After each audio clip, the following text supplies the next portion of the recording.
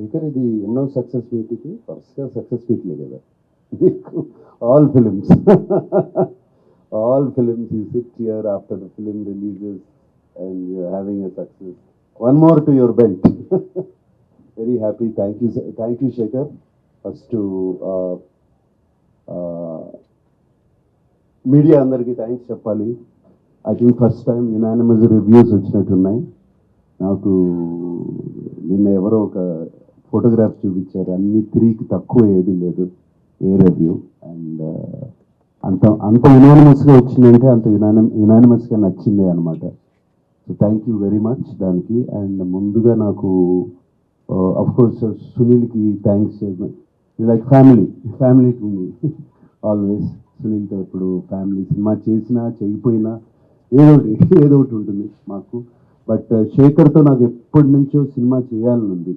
Actually before Sumanth work, before Amala work, before Chaitanya చేసినప్పుడు, దానికన్నా ముందు నుంచి శేఖర్తో ఎప్పుడు కలుస్తూ ఉంటాము, సినిమా చేయాలంటాము. అండ్ శేఖర్ నాకు బాగా గుర్తు, నీతో ఒక స్టైలిష్ సినిమా చేయాలి, చార్మింగ్ సినిమా చేయాలని అనేవాడు.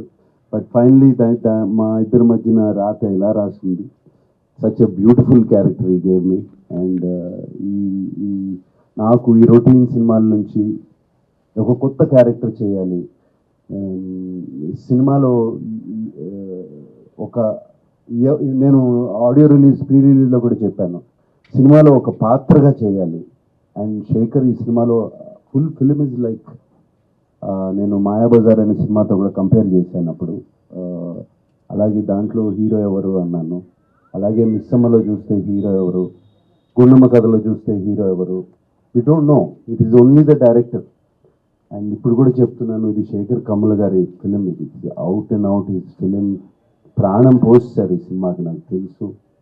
ఆయనే కాదు, ఆయన whole team, I know that whole team how much వాళ్ళు ఎంత క్లోజ్గా ఉంటారో. And Shekhar fantastic character. And thank you very much నా గురించి ఆలోచించారు. And waiting for the next film to do with you. అది